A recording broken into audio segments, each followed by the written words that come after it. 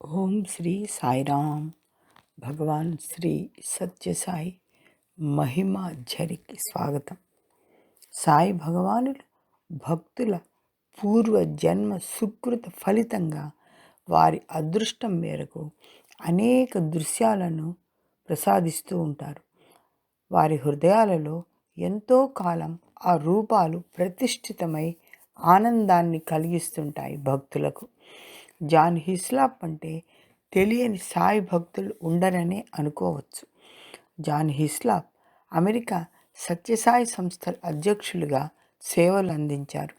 ఒకమారు బెంగళూరు నుండి పుట్టపర్తికి వెళుతున్న సందర్భంలో జాన్ హిస్లాప్ ముందు సీట్లో డ్రైవర్ పక్కన స్వామివారు, సత్యసాయి సంస్థలలో ముఖ్య సేవకులైన విఠలరావు గారు వెనక కూర్చొని కారులో ప్రయాణిస్తుండగా స్వామివారు జాన్ హిస్లాప్ సేవలను కొనియాడుతూ 2-3 మార్లు అతని పేరు ప్రస్తావించగా విఠలరావు గారు వెనుక నుంచి హిస్లాప్ భుజం తడుతుంటారు.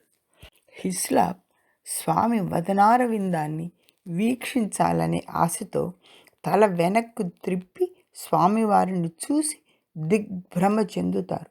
స్వామివారి ముఖారవిందం నీలివర్ణంతో అద్భుత సౌందర్యంతో మందస్మితంగా వెలిగిపోతుంటుంది.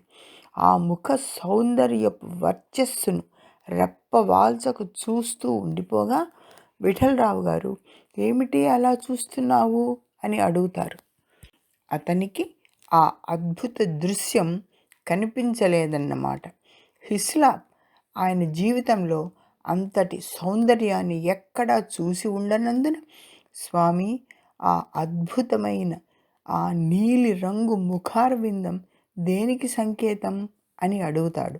స్వామివారు నిజరూప వదనంతో హిస్లాప్తో అది నిజమైన కృష్ణుని నీలి వర్ణ ముఖార విందం అని సెలవిస్తారు.